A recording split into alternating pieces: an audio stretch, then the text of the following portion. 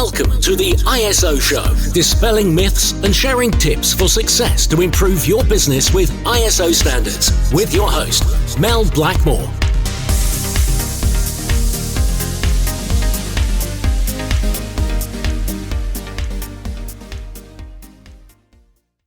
Hello and welcome to the ISO Show.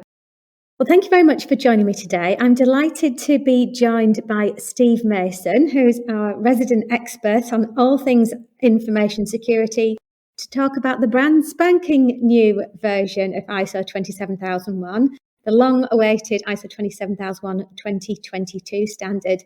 Hi, Steve. Hi, Mel. It's good to be back. Great. Yeah, so last year, it sounds as though it was a long time ago, but actually it was only a couple of months ago because we're recording this in January. But a couple of months ago, you enlightened us with all the new information to do with the 27002, the guidance document in relation to the information security standard.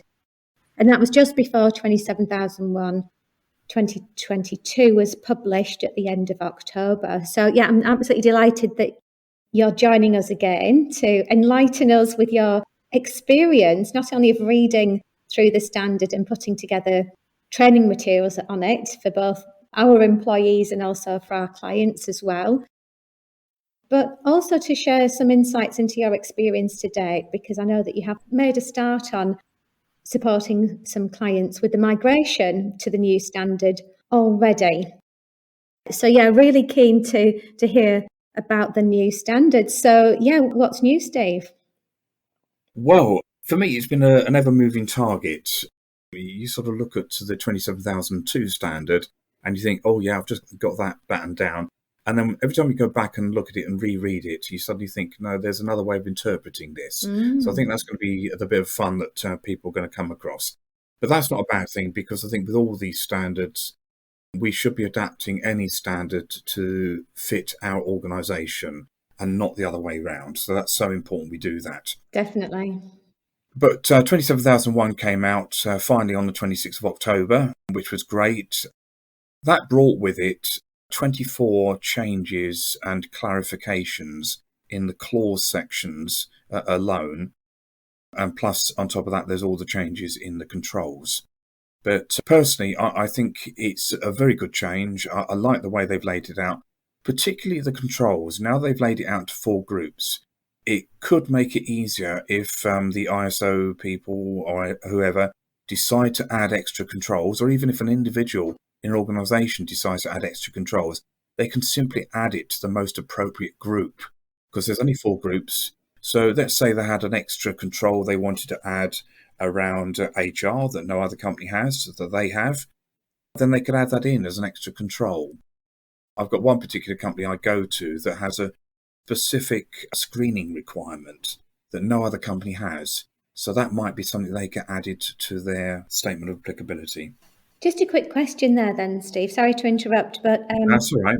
I know that we talked about the changes in relation to ISO 27002, which was a bit of a warm-up exercise really for the new 27001 coming out. Could you just remind our listeners of what those 4 groups are, please? Yeah, those 4 categories, Mel, those are quite interesting.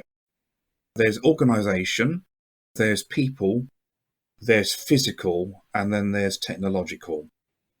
So they're nice groups in the sense they're quite broad, but you can easily fit other controls under those headings if you wanted to. So let's say you have a brand new physical control come in, you might have something added to your system that isn't really catered for in the current controls, then just add that in as an extra control. So at the moment we finish at A.7.14, why not add A.7.15 as your extra control? It's as easy as that. We don't have to stick to what's in the statement of applicability. We can add to it and make it meet our needs in that sense. So an example of that could be like a visitor's policy. So it's really clear for a company what to do when you have a visitor. Absolutely. Although that might be catered for in some of the other controls, if you wanted to bring it out and make sure it's an actual defined control, then why not bring it out? Because I do know some organisations and some locations do have very strong visitor policies in place that must be followed. Especially if it's something like, I don't know, a data center, where, you need to prepare people in advance before they come and, on site, like providing ID and, what to expect during that visit. Very much so, yes. Yeah. And it could be an MOD site or a government site where there's very strict requirements of getting on site. And so that might be the need to actually bring that out as a control. Yeah, no, sorry. Thanks very much for that. I just wanted to recap on those 4 groups. And just a reminder for our listeners that more information on these groups and also on specific controls are in those episodes 109 to 114. And we covered quite a few, didn't we? Yeah, that was covered quite a lot in those discussions. Okay, great. So they're the groups. And then you mentioned that there are 24 changes in the clauses, but you also mentioned that's resulted in a bit of a shake-up of the controls. Yes, yeah. Well, it's 24 changes and clarifications. What I mean by that is that there are specific changes that are required, but there are clarifications of the existing clauses where some of the wording has been tidied up, Right. just so it makes it absolutely clear what's required. So it doesn't require an organisation to necessarily change what they're doing, but it makes them more aware of what was required of that clause. So that's fairly straightforward. Then there are the controls, and there are 11 new controls, of course. And then we've got, I think it was about 56 controls. We're all whittled down to about 24 controls. And then we've got 58 controls that have not been changed. What that's done with the control section in the Annex A is actually made it simpler. It's got rid of that déjà vu feeling. That's good news. Thank goodness for that. It's like Groundhog Day with some of the controls, wasn't it? It was, yeah, because you were reading something about sort of installing software, and 2 more controls later, you're reading something about installing software, and you're thinking, I've already done that, and it caused confusion.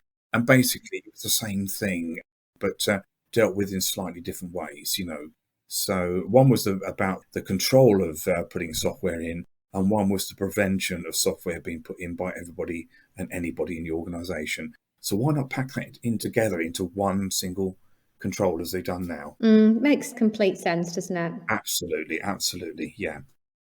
For me, the thing that's been tidied up the most is section A.9, which was the access control.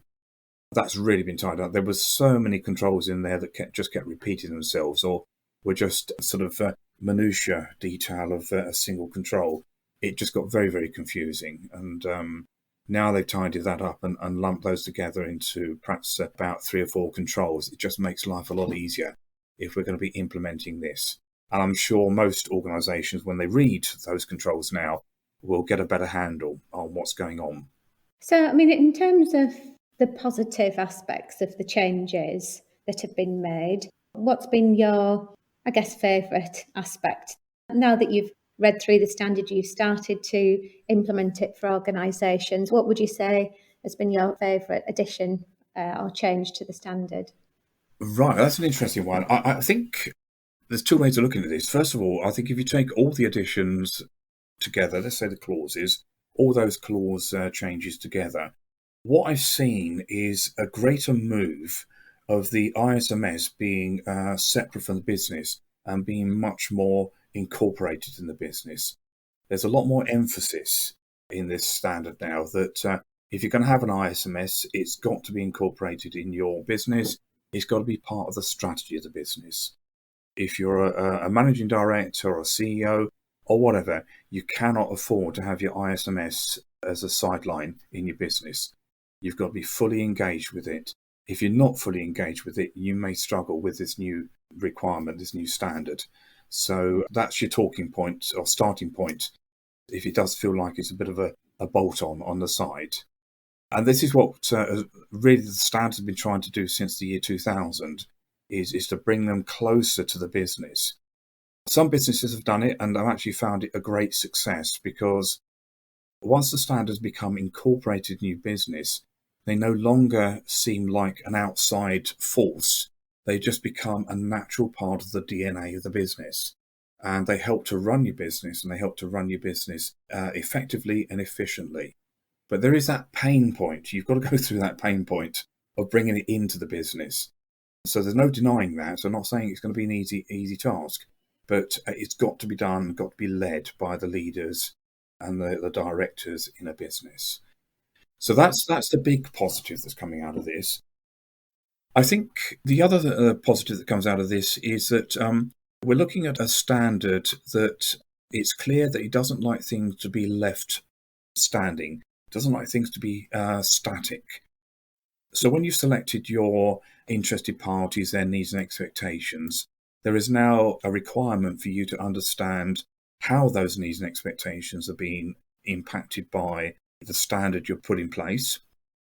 You've got to review those needs and expectations to see they're always up to date. Furthermore, with your objectives, there's a requirement for you to demonstrate that you're monitoring your objectives. You can't just set them at the beginning of the year, forget about them and say, oh, here they are, Mr. Assessor. You can look at them now. We don't bother looking at them, but they're here for you. We've got to get away from that. It's literally show that they're being monitored.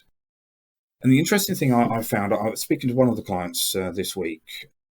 We went through these changes and he was really happy at the end because he said, you know what, I would say about 90% of those requirements we already do. There's about one or two things that are really going to be pain points for us.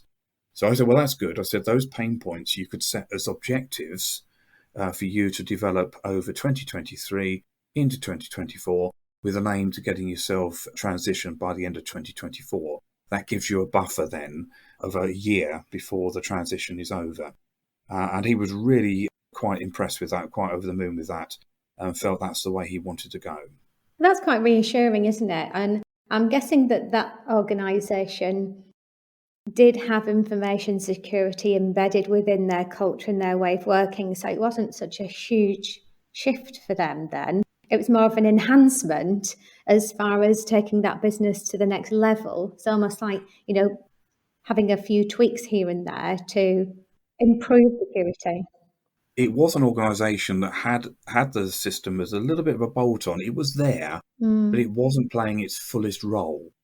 And a new sort of information security manager has come in, and he's looked at this and said, no, I'm not happy with this. It needs to take a much more central role. So together last year, we were looking at how we could make the management system so much more integral to the business. And the client's obviously done that. And now they've done that, they're in a much stronger position to take on the 2022 standard, because a lot of the legwork and the ground shifting, let's say, for this standard has already been done. So it's just, let's say, the polishing of the edges that needs to be done now. He reckons that the biggest challenge to him is going to be the business continuity. And I think that's quite an astute judgment there, because there is a big change in the business continuity. It is going back to those days of saying, let's see your business impact analysis. Interesting. Yeah. Could you just share a bit more? Because I was going to ask you about, what are the kind of challenges that you think that businesses could face? Because obviously we're actually talking about this really to listeners that have already got ISO 27001 in place, the current version, and they've got a couple of years to migrate to the new version. So we're assuming that a lot of our listeners that are tuning into this particular episode are interested in the changes that they've got to make to upgrade, to the new version of the standard. And of course, for those listeners that are completely new to information security in ISO 27001, I definitely recommend that you go back to some of our podcasts. We actually did a 3-part series on implementing ISO 27001 with Steve. I think that was probably back in 2019, I think it was. And actually, that series was the most popular episodes that we had of the podcast in 2019. And that was across a number of different players. So if you're thinking, what the heck is this? What are Mel and Steve talking about?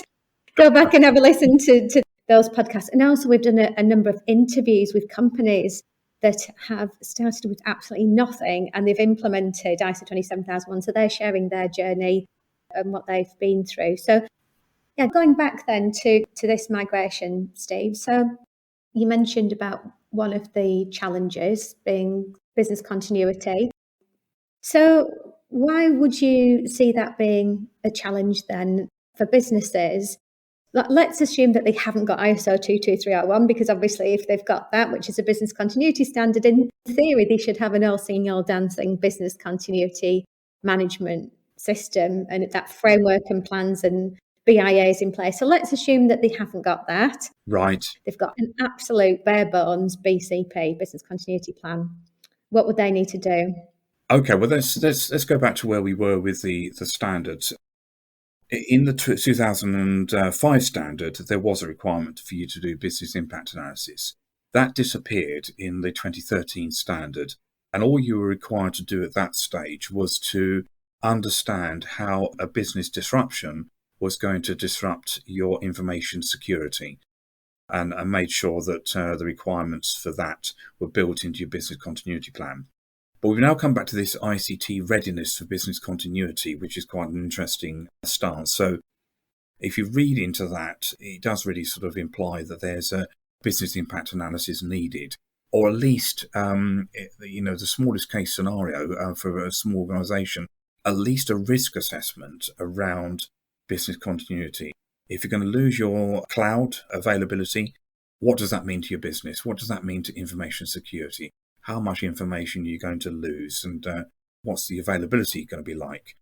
If you lost your building, again, how's that going to impact you?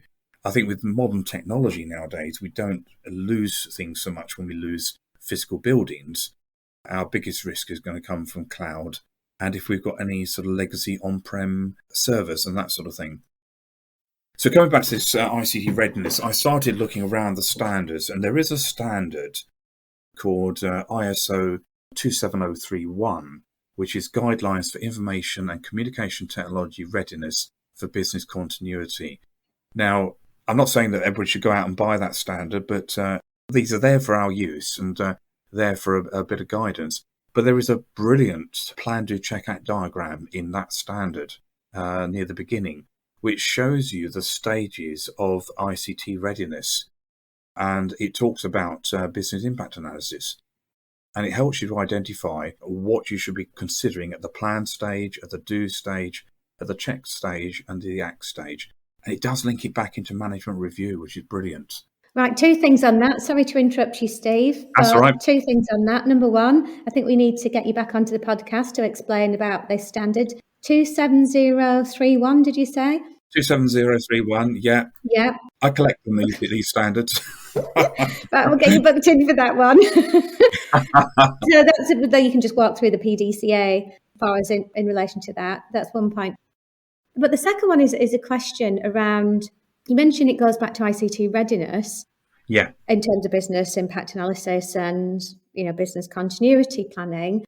But what about other risks that are affected that we need to have response plans in place? So I'm thinking a pandemic, for one. I know that is a scenario, but that could affect availability of employees, of systems, etc.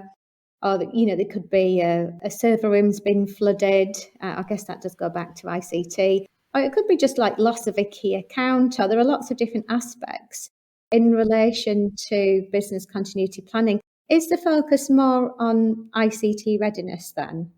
This is on ICT readiness because there's an assumption, perhaps right or wrong, that an organisation has ISO 22301, which is the business continuity standard. So what this is not trying to do is to take the place of that standard. What it's trying to do is help you to align with that standard more readily. So, and as we know, within 22301, there is a requirement for a business impact analysis. So all you're doing is saying, right, you've done your business impact analysis around the whole of the business. We're going to do our business impact analysis around the ICT side and see whether there's any mismatch between what you believe is important and what we believe is important. And that way, I think you get a far more accurate view on what needs to be put right when a disaster hits and whether things will be safe. And also, my view on these things when it comes down to business continuity is always to have a kind of, not necessarily a detailed plan, but have a framework in place for business continuity. Because the plan doesn't really come until the disaster hits you. And that's an important thing to understand. Lots of people write massive business continuity plans, probably 60, 70, 80 pages long. In reality, nobody will ever read those when it comes to a disaster. Okay. If you've got a framework that tells you, well, these are the things we need to have in place, these are the things we need to recover, and that could be done simply on one page, maybe 2 pages. You can have a team together, your critical event team together, who will then put the plan in motion. And that's far more effective than writing heaps of business continuity plans that probably will never get used. I mean, who in a month of Sundays knew we were going to have a pandemic? And who in a month of Sundays believed that this country would get shut down for 3 or 4 months? Nobody ever wrote a plan for that. Even if they had written a plan for that, I don't think they would have understood the fullest impact. But if you'd written some sort of framework around that, which would have said, well, if we'd been locked down, we might face the fact that we're not going to be in the office and what we're going to do, that's a better way of dealing with it. And it's not till the day comes that you actually find the plan to work through it. But you mentioned there about other risks. Yes, lots of risks will sort of feed their way into the business continuity.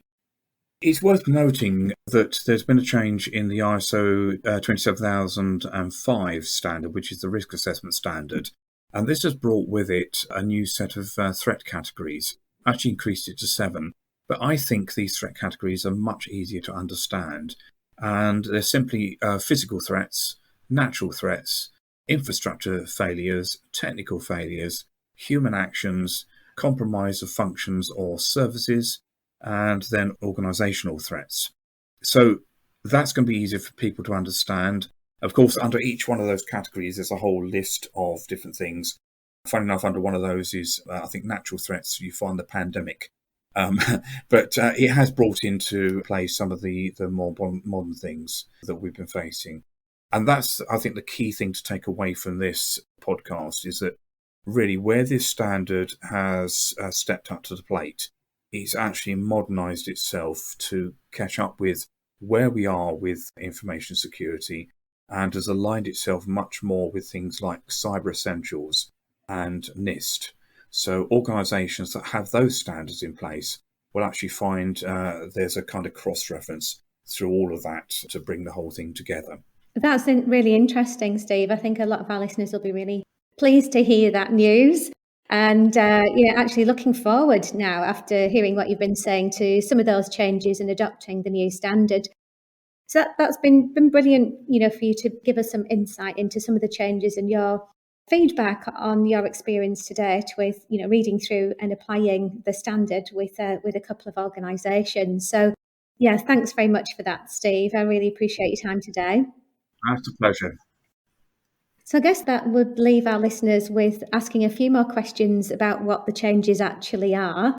And I'm afraid we've run out of time today. So what we'll do is we'll be inviting Steve back to explain a bit about some of the changes that are actually taking place within the standard and some clarification as well on some of those points that Steve mentioned earlier. So thanks once again for joining us today, Steve. I loved it. It's brilliant. Great. And I look forward to speaking with you again soon then, Steve, and sharing some more of those insights with our listeners. Sure. Yeah, so that's all for now, but we will be joined by Steve shortly for another episode of the ISO show in this series that we're running in January on ISO 27001. But for anybody that's interested in a bit of support in relation to the migration, just click onto the show notes and you'll be able to find out how you can get some support on that in terms of, downloads and getting access to our services as well. So thanks very much for tuning in today and look forward to catching up with you on the next episode when we're talking about 27001 2022 in a bit more detail on the next show.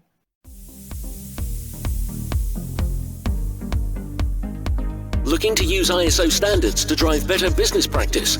Contact us at blackmoresuk.com to access further information and book your free 15-minute call.